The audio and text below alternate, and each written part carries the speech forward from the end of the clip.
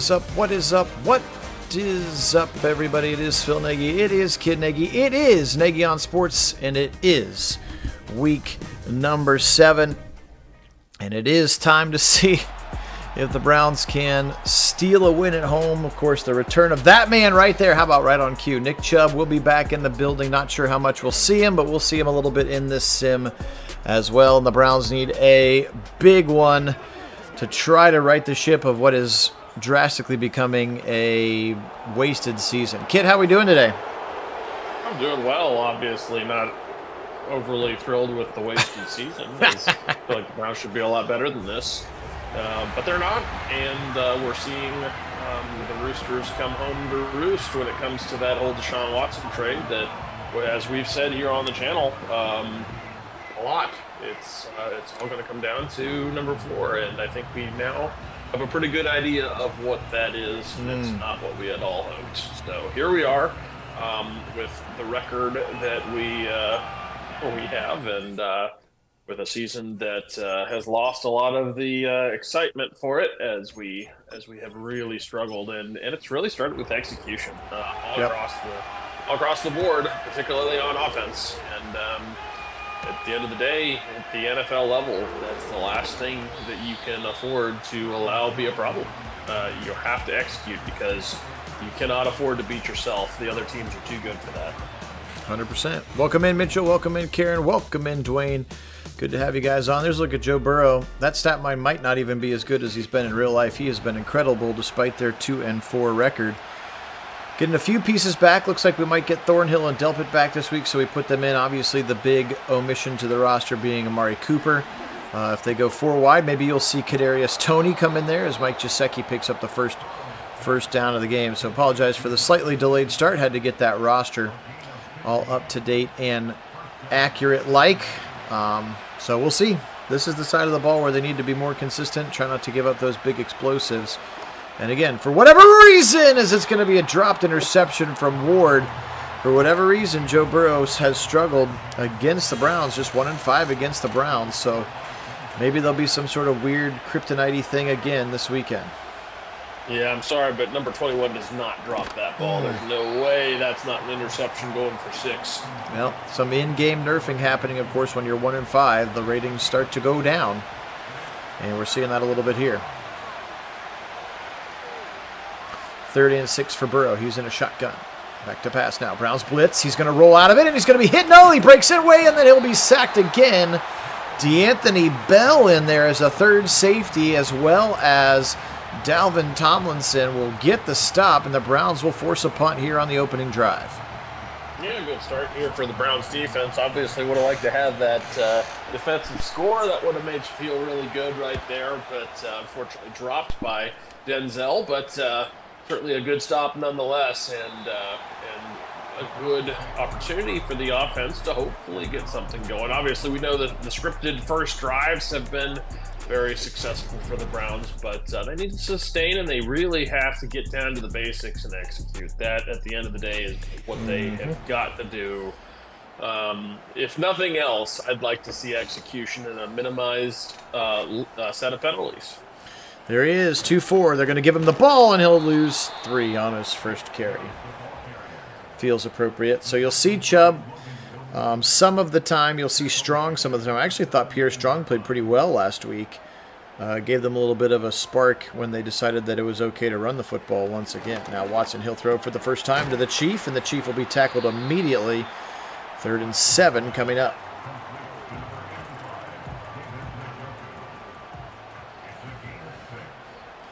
Of course, also announced in the middle of today was sort of the world's worst kept secret that the Browns, in fact, are going to build the dome at Brook Park, despite Mayor Bibb gaslighting us. Apparently, the reporters are saying, don't let him listen, like all the things that he said were actually untrue. I didn't see the presser, but as the Browns are going to punt here on a 4th and 2. But apparently he talked about how they were open to Burke and all kinds of things, but apparently none of those things were actually true. And this was like Cleveland beat reporters, not like, build the dome homers like me.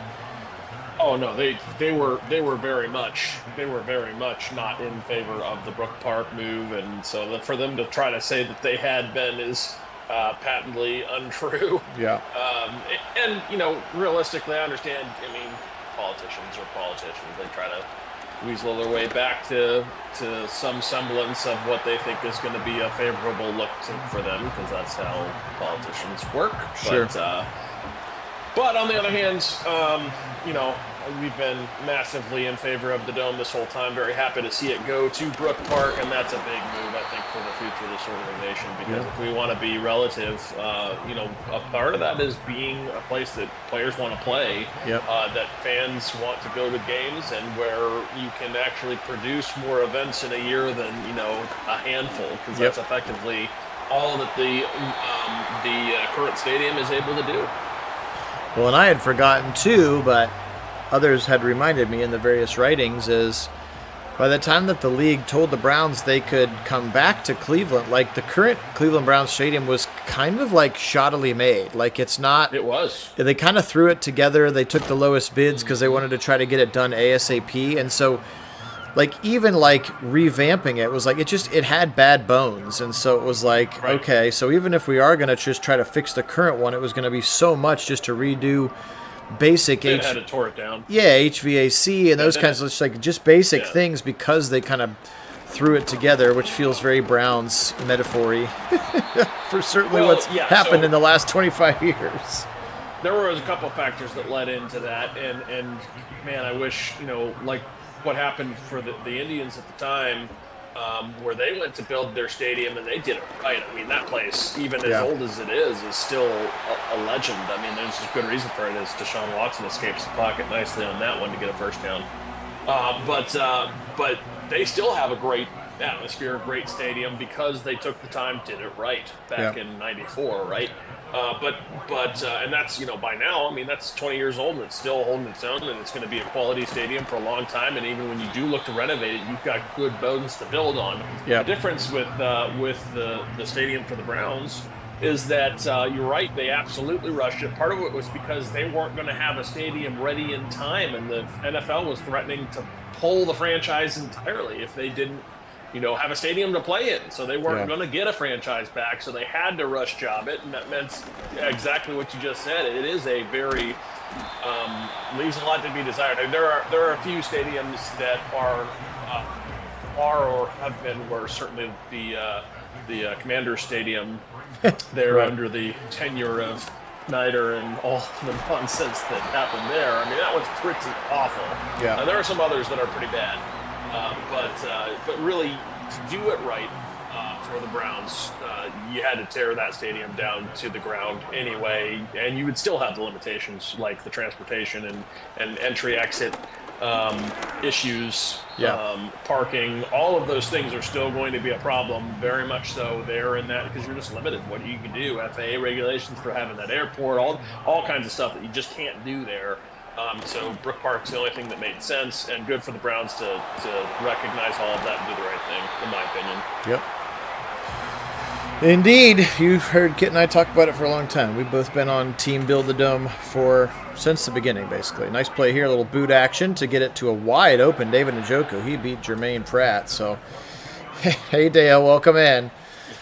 Mitch, I mean, it's bittersweet. Like, again, I'm always the guy, like if you had a behind the scenes on me running all of my like individual Browns franchises over the years in Madden, like I'm always the guy that's like, oh, I'm not going to resign that free agent, then I'm going to trade him and try to get an asset for him. And so part of this is that Cooper was not coming back next year, and he was just going to walk and go somewhere else. Chubb breaking tackles for a first down. We got a goal-to-go situation.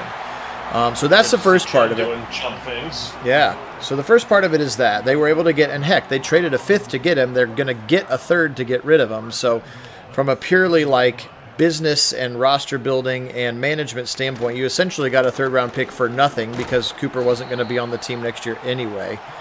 Secondly, and you upgraded a fifth-round pick to become a third-round pick out of Cooper because he played well while he's here.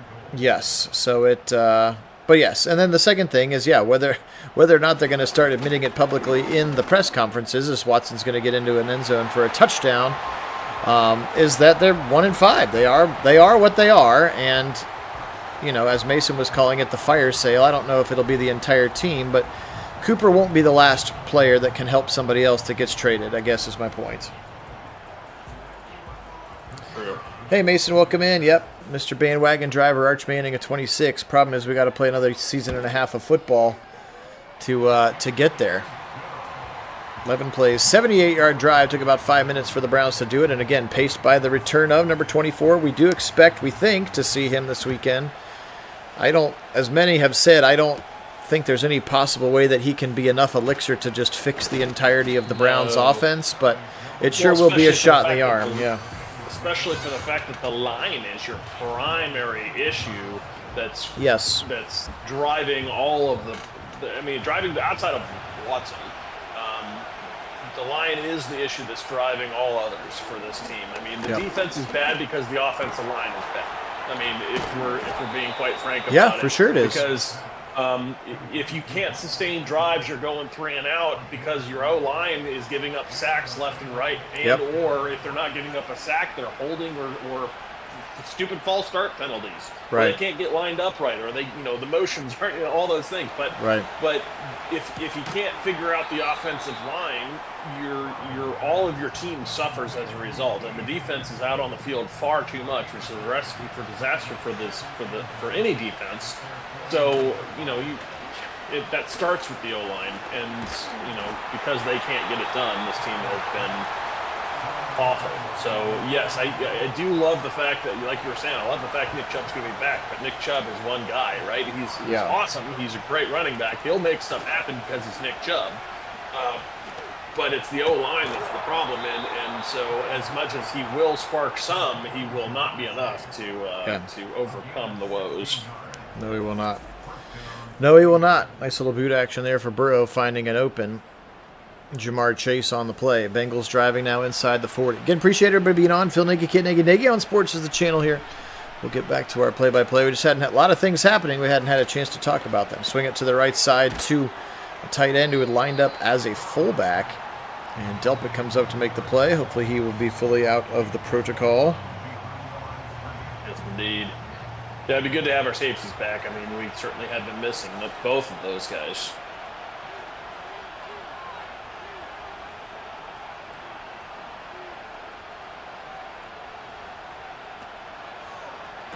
Left side swing. Oh, the double pass to the right side. And it's complete. Oh, that was a weird play. They threw it out to Gesicki, and then he threw it way across the field to look like Zach Moss, who ran for 7 yards. 3rd and 3. Burrow shuffling, left side throw. Stuck it right on the 5, and T. Higgins catches it in front of J. Emerson. And Karen, yeah, absolutely. Nick Chubb embodies this city. This city embraces him as a result of it. And this franchise is smart enough to recognize that. They could have moved on from Nick Chubb in a number of places. A really nice defense there. Probably should have been picked in the end zone. But instead, they proved to Nick that they really want him, and that's meant a lot to Nick, and I think that's important for at least the organization was smart enough to recognize what a critical part of this team he is, and even though he's playing a position that is not does not get the reputation it used to hold, you kind of viewed as a dime a dozen anymore. Nick Chubb is an outlier to that, and rightfully so. End of the first quarter, 7-0 on the Deshaun Watson scramble. JOK dropped an end zone touchdown or an interception in the end zone on the last play.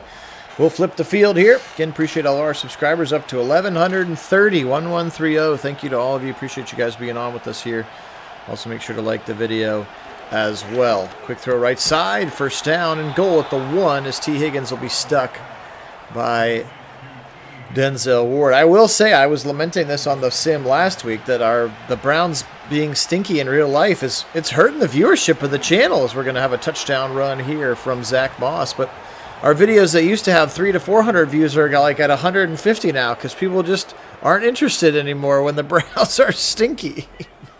Yep, and that's, makes sense. You don't want to I'd love to have a product that was high quality because on field Browns was high quality, but unfortunately we don't have that. So we'll just have to bring as much quality as we can on the channel in the meantime. That's right. But yeah, it's tough. It's hard because at the same time, I mean, we're fans too, so we also feel the pain of our Browns being awful, and it's hard not to be negative when the Browns are as bad as they are, because they are bad right now. Yeah. And they shouldn't be. I mean, with the talent they have, they should be a good team at the very minimum, and they're just not. And there's a lot of factors that go into that. We've talked about some of them already here today, and it's something they're going to have to figure out. But certainly the move trading Cooper is a start to that, as it feels like there might be a full-on fire sale to follow. Yep.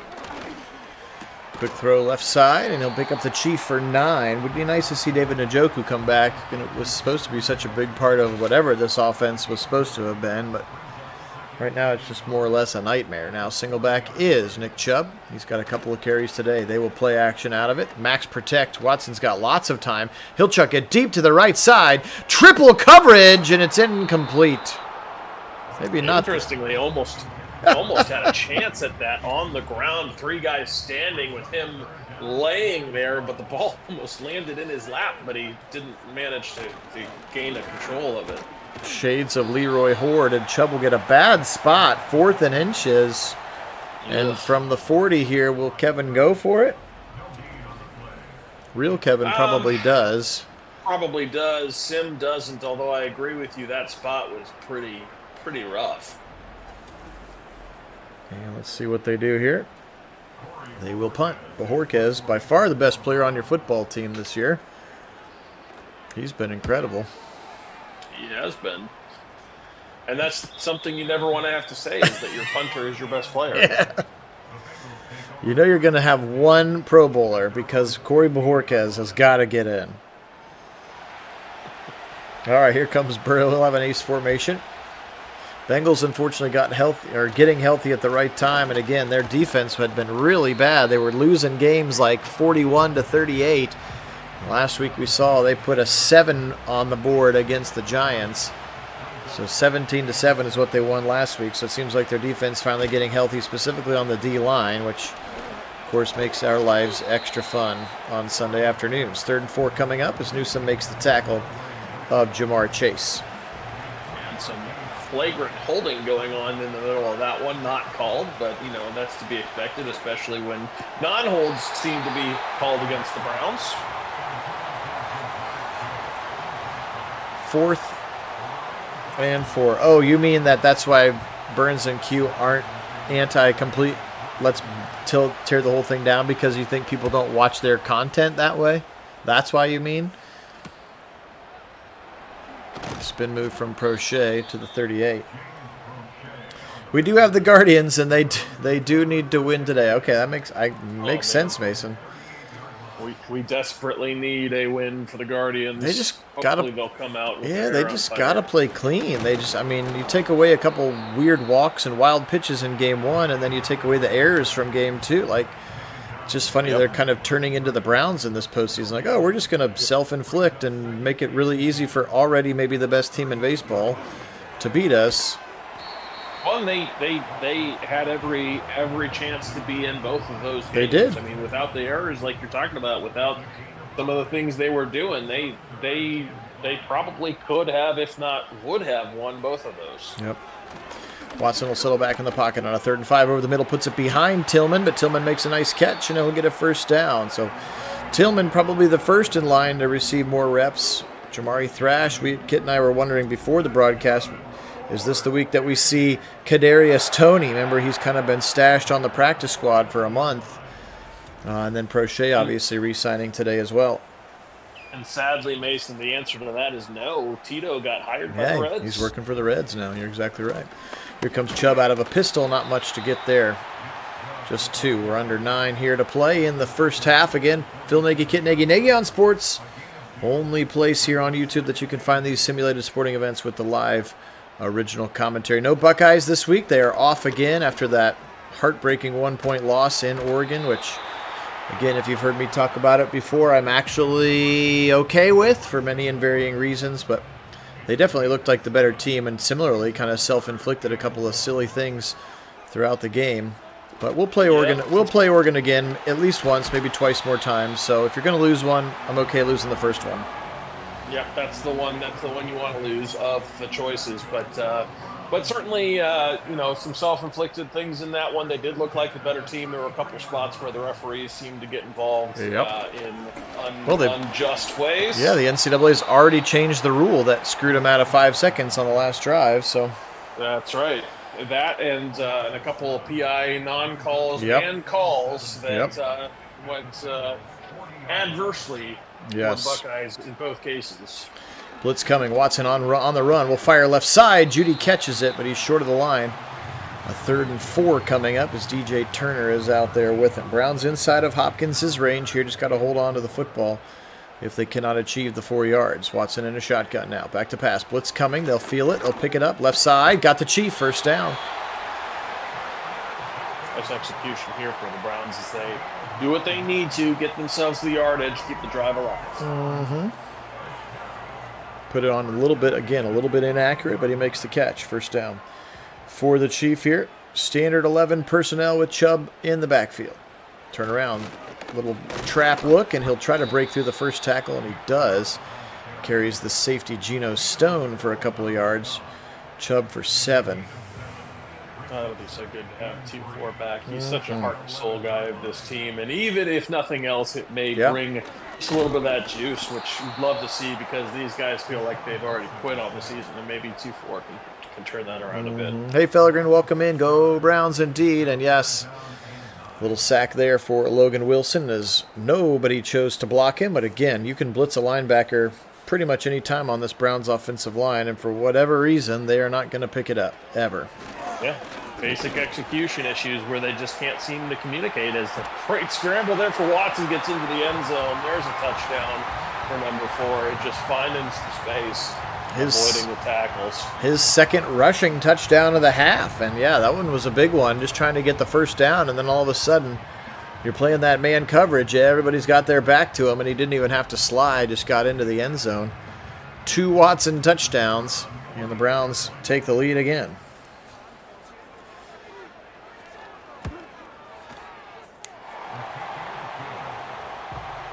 12 plays, 63 yards on that drive for the Browns.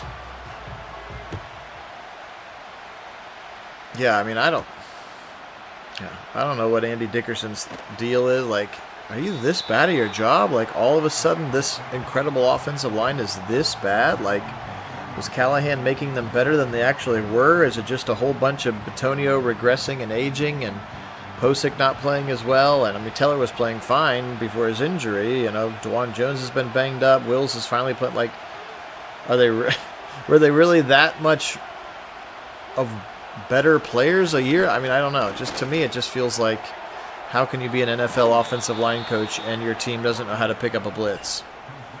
Right. Well, so I think it's a combination of things. I think injuries, again, have really, really hurt us. Both the guys, being slower to come back than we had hoped, that also,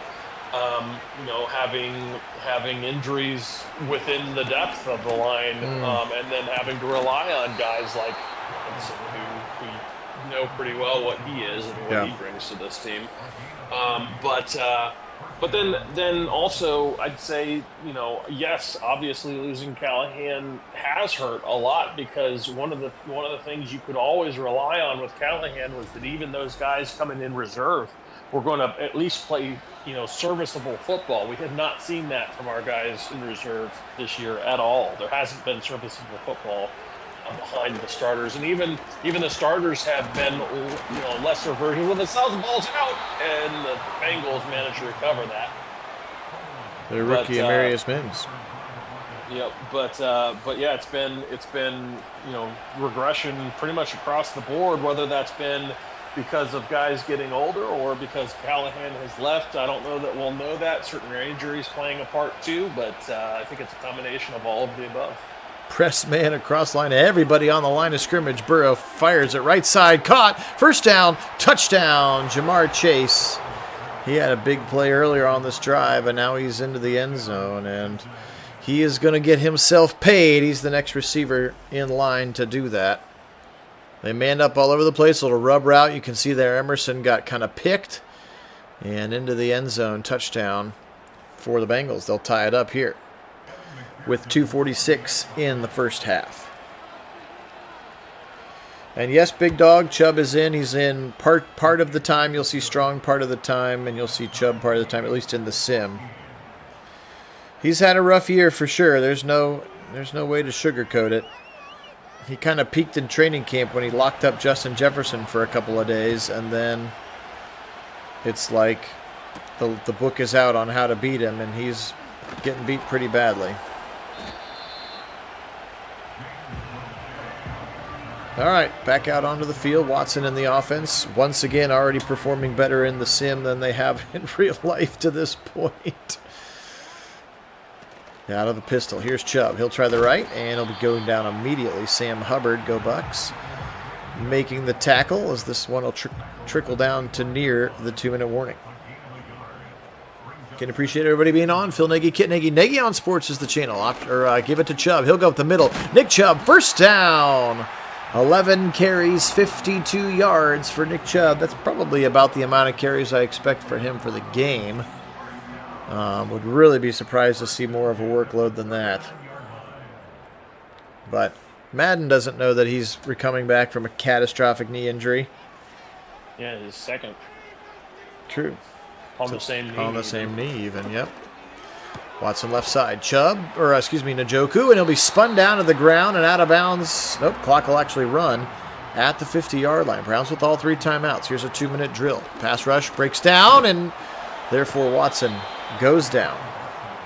Sack of 7 for Sam Hubbard and Trey Hendrickson. They sort of played a little game of meet you at the quarterback. Watson back into a shotgun here now. They went hurry again, not using their timeouts. They will get the second half kick. Snapping it with 2 seconds left and then dumping it to Pierre Strong to lose 4 more yards. Interesting choice. Neither team calling timeout. Browns go hurry up, though. Interesting they didn't call that out of bounds. He was definitely out of bounds at the end of it. Could have stopped the clock. Yeah, they are in no hurry to run a play. And neither team wants to call this. And interesting, they kind of both want to get to halftime here. Not sure I understand, but sure. And play action, sure, why not? Max protect, he'll go deep to the right side, and it's dropped interception by Von Bell. Too. He had more in quite a bit of space. He might have scored if he got it over Von Bell, but unfortunately did not have enough loft on that one, and so Moore ends up not being able to come up with a catch because it didn't get to him. But had it gotten to him, I'm not sure he wouldn't have scored there. 4th and 21 with 3 seconds. Now the Bengals will just take a knee. That was very interesting. Neither team called a timeout. They were just kind of both content to let the last minute and a half run off the clock. That was weird. Yeah, very, very odd indeed. All right, well, 14-14 here. Stefanski would be happy about that. Again, remember we're talking about a team who has yet to score 20 points in a game. More than 20 points in a game, and yet to achieve 300 yards as an offense. So, baby steps on that side of the ball. Nowhere to go but up. Yeah, I was to say, can't get any worse.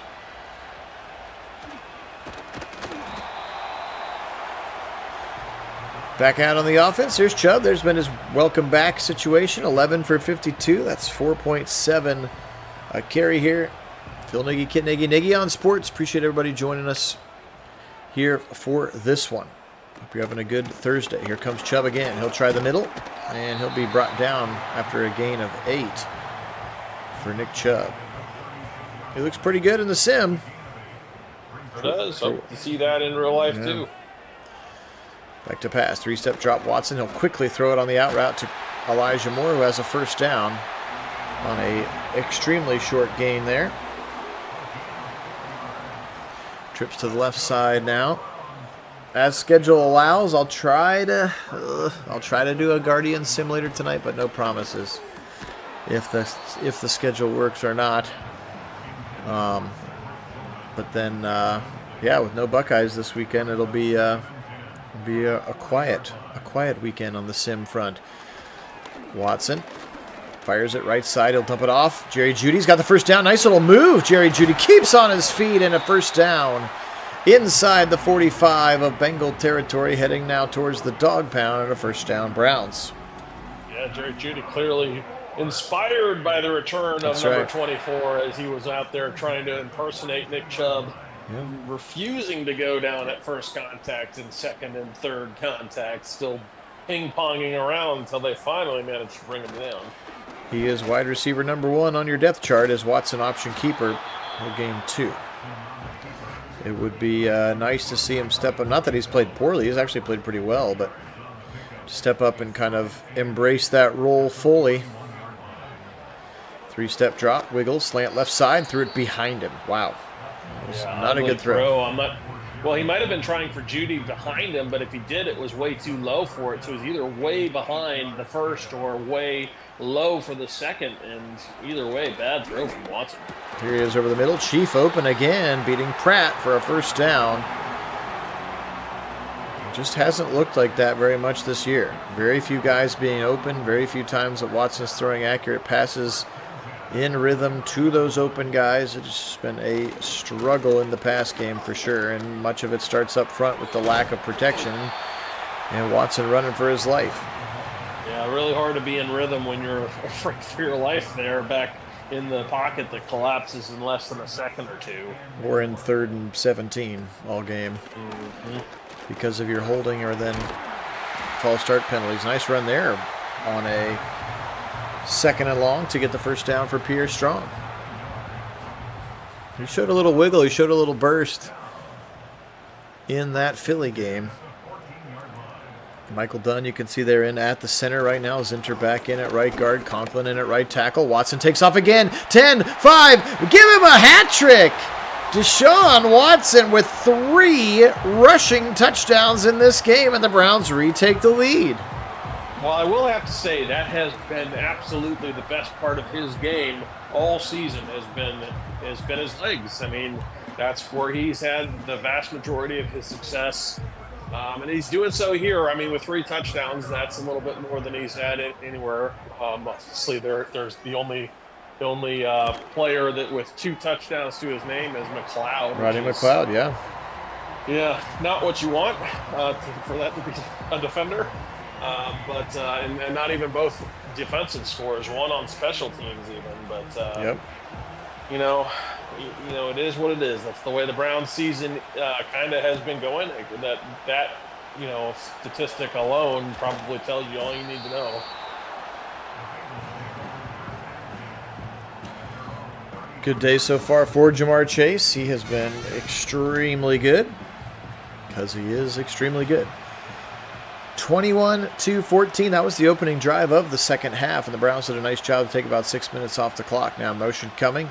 Zach Moss kind of lines back up, and then he'll go back out in the pattern. All of that was eye candy to take your eyes off of number 1, and MJ Emerson gets beat again. First down to Jamar Chase.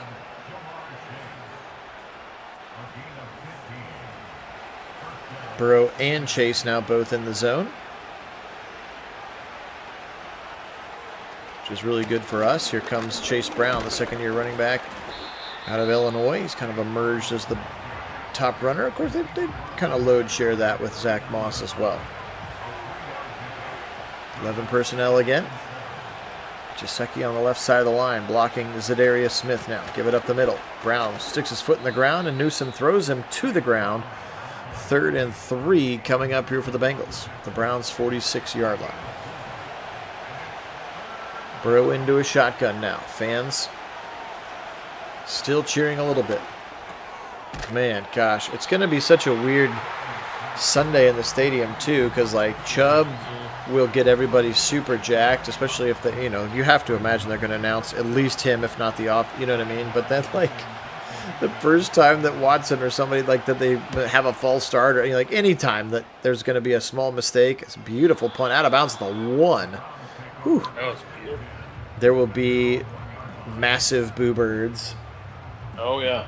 No, they'll be out in force, and it'll be a really odd combination of the two because Nick Chubb carries the ball, you'll get massive cheers, but if you get anything else, it's going to be a lot of Boo-Bird action there in First Energy, or excuse me, in Huntington Bank. That's what it's called these days. So it'll be a very odd mix, I do think, as you should probably see both ends of the spectrum. Yep. Oh, look at Chubb get skinny through the hole, and he's almost got a first down. Gosh, have missed that for sure. Oh yeah. All right, 2 tight ends to the right, 2 receivers to the left. Watson climbs under center, his 4th center of the year. Chubb, apparently did get the good spot this time, and he's got a first down. Yeah, that time he definitely did get the spot he should have. A few times before that he was not given the benefit of the doubt. Watson, dump it short to David Njoku. More short passing.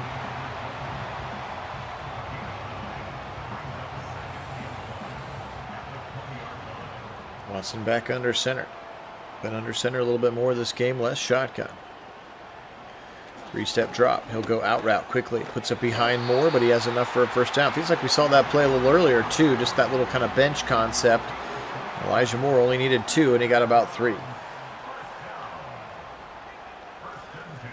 Watson out of a shotgun now. Give it to Pierre Strong. Juke moved. Pierre. First down and more. Tillman came in late for a block. Strong with 11 and a first down Browns. Yeah, and Strong showing a little bit of juice there with his legs. A nice little move mid-run in the middle there through some traffic to make a guy miss and able to get some extra yardage in it. Browns with another first down. Watson's going to pull it. 35 to the 40. He's got a first down. 45, 50 to the 45 on the other side. Breaking tackles 40, 35, 30, 20, 15, 10, 5. Watson shoved out of bounds at the 1. What is happening? Well, that was a lot of fun. Great contact balance from Watson. And again, we've already said on this Sim, that's been the best part of his game here. So Sim true to life, at least from that aspect. I don't know about the 3 touchdowns. I don't know about the, quite that effective on a run, but hey, we'll take it. It was fun to watch anyway. Looking like a young LaDainian Tomlinson out there. I don't know. I was trying to think of a running back with some wiggle. Can he make it 4? No, he can't. Tackled by Batchy at the line. He literally has 3 rushing touchdowns. He tried to go in for a 4th. I wonder what sort of... Mason, what kind of odds do you give me for Watson to have 3 rushing touchdowns in the game? As this time it'll be Pierre Strong into the end zone. And Strong touchdown. Yeah, exactly. that's pretty nutty day. I mean, that's good for anybody. I would be happy to see that. Let's be honest. I would be very happy to see that. Everybody would. Even though I think the Watson experiment has officially failed. Yeah. I would love to see him rush for 3 touchdowns on 122 yards on 7 carries. That would be awesome.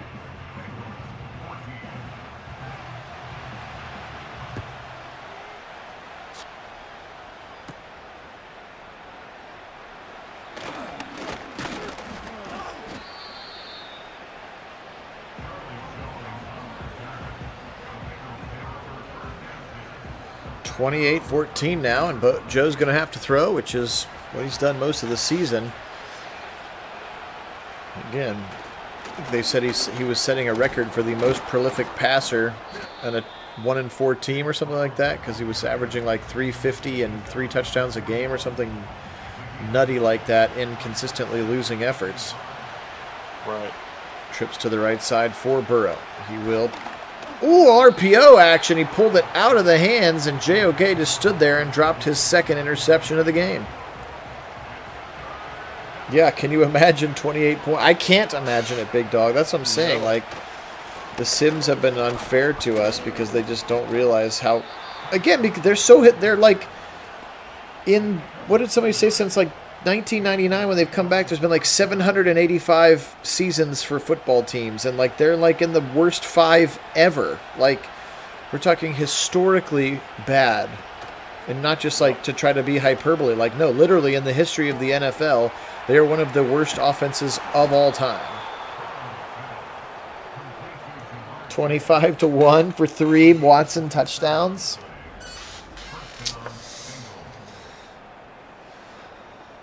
Nice throw on That the run. seems generous, Mason. I think that sounds very generous. I think the odds are significantly higher than that.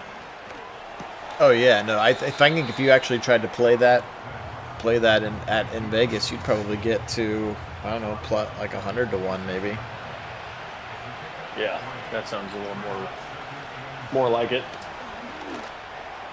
Mason's always conservative on his lines. He'll be like, "All right, if we get 20 points by halftime, what kind of odds you give me on that?" Like we've been playing that game to pass the time during the Sims of late.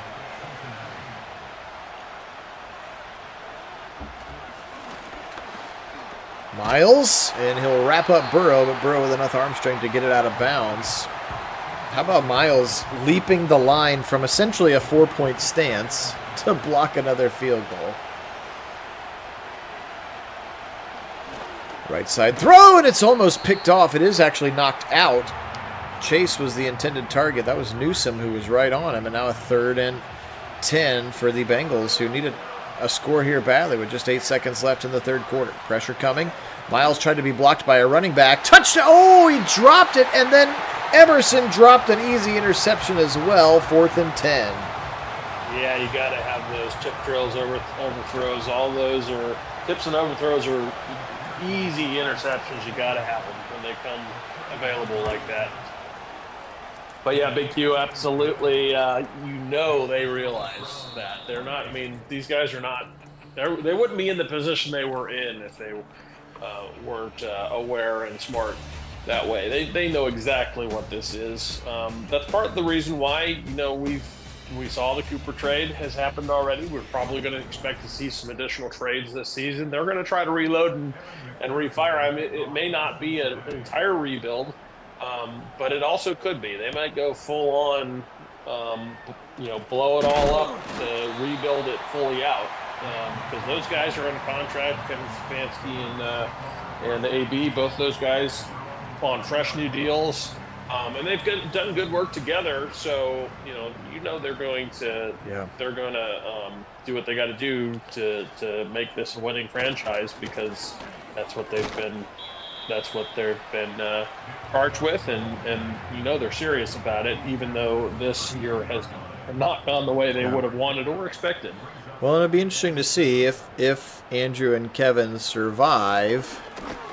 Then maybe it really does speak, as a nice throw to Tillman, maybe it really does speak to how much that Watson was Haslam's choice. I mean, we all said from the beginning that felt like a Haslam thing. It did. It totally did. And if Watson ultimately, as he is trending towards being, not just a bad, but like potentially the worst trade in the history of professional sports, right. If it, finishes that path, and then we finally, we just basically pay him $45 million to stay home next year while we play Schroeder Sanders or Quinn Ewers or DTR or whatever, if it gets to that point, and Haslam's willing to be like, "You're right, I'm sorry, shouldn't have meddled again." It's like Johnny Manziel 2.0. That was the last time I meddled for a quarterback, But then I would fully expect for Andrew and Kevin to keep their jobs. If for some reason that they one or both get fired, then maybe it was them. It just seems very, very, every Kevin Stefanski press conference right now just feels like it's completely out of his character, and that like he's just reading off a script almost. You know what I mean? It's just like, and again, we've said saying what he's got to say. He's said it forever. I mean, he has always been I got to do better. I mean, we make fun of him because that's kind of his thing. Like Hugh Jackson always would say, like, I got to look at the tape or whatever. But. And I think his players appreciate that. Like, he's not going to throw his guys under the bus, ever. Even though he probably wants to. Right. But that's just, and again, like, what has always been his strength now is kind of becoming his weakness, because not being willing to just call a spade, or if it really is his decision, not benching Deshaun, like, it's sort of like his strength is now turning into his own weakness, because he's, like, unable to go against, his Stefanski-ness. Yeah, no, I mean, if you'll recall back when this trade happened, both I mean, both Phil and I were adamant about, this isn't something that AB or Stefanski would do, and then they turn around and do it.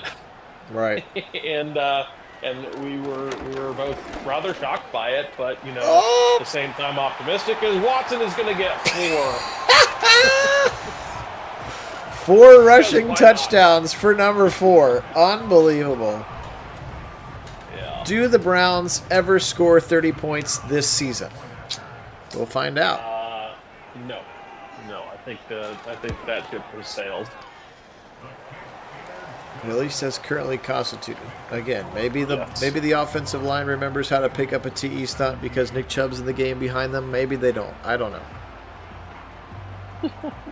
But seems like 2 unrelated things.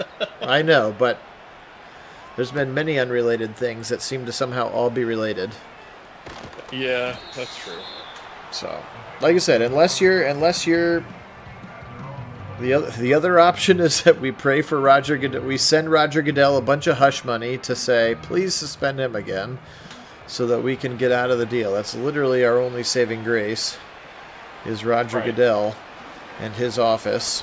Burrow play action over the middle, knocked away. The fact that they didn't immediately close up shop on the investigation the minute that the case was settled, at least gives you some hope that maybe they will still suspend him. But again, that is the only thing that Miles Garrett with a big sack. Yeah, but that's the only thing that saves the Browns any kind of, or gives them any kind of ability to get out of this without. I mean, it'll still be a goodly sized hit because of the way the contract is structured, but it's way more tenable with a suspension than it is without. Yeah, it's bonkers to say the least. So 3rd and 24, and T. Higgins is going to beat Cam Mitchell for a gain of 40. They had him pinned all the way back, and it's going to be pushed all the way back. He was wide open there, a double dig. And a big run after the catch for T. Higgins, sporting the different colored shoe look there. Yeah, I mean, Mason, you could be right. It could very well have been AB that was adamant about the Watson trade and getting it done, and not at all the Haslams. But feels out of his character. He's not like an analytical darling. He didn't have all these metrics. But who knows? We'll never know until somebody writes the tell-all book in a decade. We'll never know. Right. The tell-all book is probably when we'll really find out for real what actually was going on behind closed doors, because we'll never officially know. The only insight we might gain into any of this, Phil already mentioned, is whether or not we see Stefanski or Barry get fired in this process. If they get fired, then their involvement was probably more likely. Yeah, if both of them are retained after this season, especially if we have 1 or 2 wins total on the season, then that, and especially if that becomes we're holding on to Watson just to sit him in 2025 and 26. They don't want to pay him. Yeah, exactly. If they do that, if it goes that route, then I think it's fairly safe to say that this wasn't at all Stefanski or Barry, and then it was 100% the Haslams. Yeah, and the guaranteed contract part, you wonder whose idea that was. Mm-hmm. But I think that was the cherry they put on the top of the cake kind of thing to get really them to pick us over the Panthers get the deal or the Saints. done. Get the deal done. I think that's how they enticed him. I think that's what that was. So, and most likely that was a Haslam thing, because he's the guy who's willing to throw $50 million a year above everybody else in the NFL in guarantees. Burrow now in the battle of the running quarterbacks into the end zone for a touchdown. So we'll see. I mean, obviously, like I said, I'm a big Jack Duffin guy. He writes for the OBR folks, and he's like a cap wizard. He knows all kinds of stuff, and he basically wrote, like, if you want to get rid of Deshaun Watson, here are your choices. And none of them were very good or very reasonable. No. Even to the fact where they said, like, even if you just wanted to cut him and take the bath, the league would actually reject the move. And, like, actually you can't cut him because I think it would be like $119 million dead cap or something. It's like, you just can't operate that way. Sorry. That won't happen. So, you know, people, one of the people were speculating one of the Browns, or the Cleveland radio people had put a poll up or whatever that I was interacting with. That was like somebody floated a trade to Carolina who was in on Deshaun. Like, would you trade? Not getting traded either. Yeah, well, it was like because they have the cap space, so it was like you traded for Bryce Young, who they've clearly given up on. You trade Deshaun Watson and 2 more first-round picks to Carolina to get them to take him. And I was just like, what are we? Yeah, I know. I was like, what are we doing? No, so they're not going to fight fire with fire in this kind of a situation, because you're putting yourself further underwater with draft capital. No, the only way forward. As in straight, Duffin has this absolutely right. There's only 2 possible things that can happen that are realistic options for the Browns. Their hope is that he gets suspended because that gives them the leverage. But if he doesn't get suspended, you can 100% expect Deshaun Watson to be a member of the Browns, whether he's playing or not. Probably not. In 25 and 26. Yep. In 25 and 26. That's really the only way to go. So, yeah, you're paying a guy who's Chubb, left side. Oh, push out of bounds. Nice run. Sorry, I didn't mean to interrupt. You actually can have him cut by 2026. There is an option that you can go sit him all of 2025 and then actually cut him post June 1 for the 2026 season. Okay. And that's a tenable route. You can do that. It doesn't have to be both years.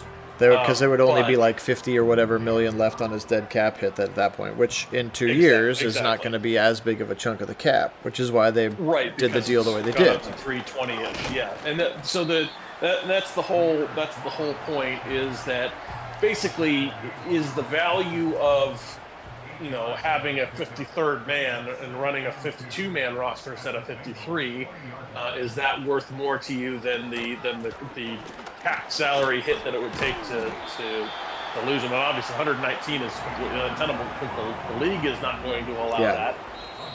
But if you sit them all of 2025, you lose the year, but then or use the roster spot, but then you at least can cut him by the end, pick up the roster spot again, and take the cap hit that you can afford come 2026. Yeah. The other part of this, and I'm just thinking out loud now as the Browns continue to just try to chew the clock. Welcome in, Earl. You missed the Browns playing functional offense and returning of Nick Chubb and 4 rushing touchdowns from Deshaun Watson in this one. He was massive with his legs.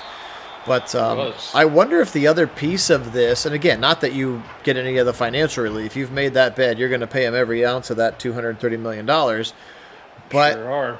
The whole, let's keep running him out there, and, even in Chubb will get into the end zone to cement this victory, which will very likely have to be force lost, but we'll have this memory together, Nagy Nation and the 14 of you who are on right now. Yes. It was fun. Yeah, there were moments that were certainly fun in this one. And good to see number 24 get in there for his touchdown here in this game, because I'd love to see him get rewarded on his first game back. That would be a lot of fun, even if the Browns lose horribly. If they only score 1 touchdown, let it go to number 24. That's right, indeed. No, but I was saying, because in these games, why aren't you, you know what I mean? Why aren't you even just trying Winston or DTR? You know what I mean? I wonder if the only recourse that Stefanski has is if I keep playing him, at least there's a chance he'll get hurt. You know what I mean? It feels awful to say that, but the way that he plays the game, he takes more hits. The way that our offensive line is playing, he's taking hits. Do you think secretly they're okay, we're gonna keep playing him because then at least if he gets hurt, he can go away. We don't have to talk about him a lot. We're gonna pay him anyway, but then we don't have to be the one benching him.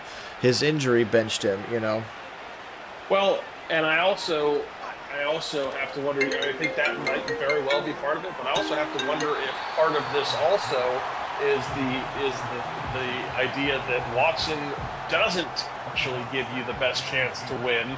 And they're banking on that for the fact that they finally do have a first-round pick, so maybe they're hoping to get themselves higher in the draft so that they can pick up some talent to try to reboot that rebuild with a better pick this season, or coming out of this season. So knowing that, hey, Watson, we know what Watson is. He's not going to win us games. Losing games is what we need right now because that's a faster path to building a team again. The perfect quarterback for your tank.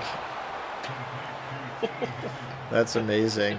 A very expensive tank option, but I suppose, Yeah. Well, and the mock drafts are coming out right now, and most of them have us taking Deion's kid, and I'm like, I can see Deion saying, my kid isn't playing there. You know what I mean? Like Eli Manning 2.0. Like, I'm not going to go to that crap storm right now, like what, you know what I mean? So then it's like, okay, and there aren't any like stud. There's no Joe Alts in this draft. There's no elite left tackles. So now is it like, are you looking at Travis Hunter? Is he going to play receiver? Is he going to play cornerback? I can't imagine he goes both ways in the pros.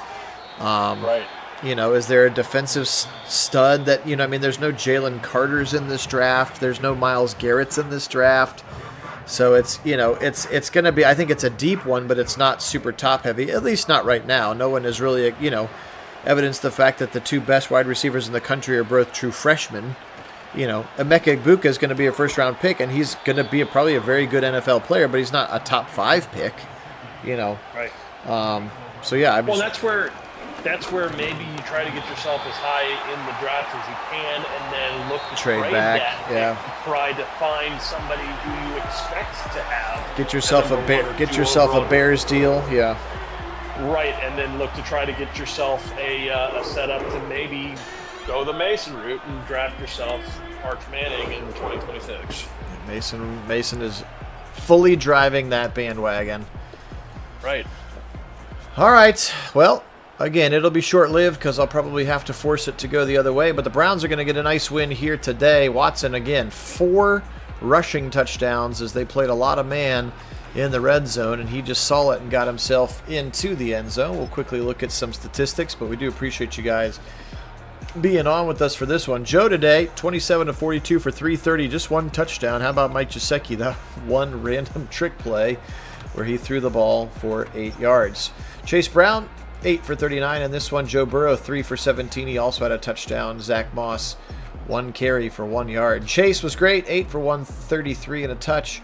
Gesicki, 8 for 86. Higgins, 6 for 93. Their big 3 playing sharp for them in this one. A lot of tackles because of the Browns running of the football. How about Logan Wilson with 19 of them? 13 for Pratt, 11 for the 2 safeties, Stone and Bell. They sacked Watson a total of 3 times in this one, which in and of itself feels like it would be a minor miracle to be able to only be sacked 3 times. Watson today, 25 of 29 for 227.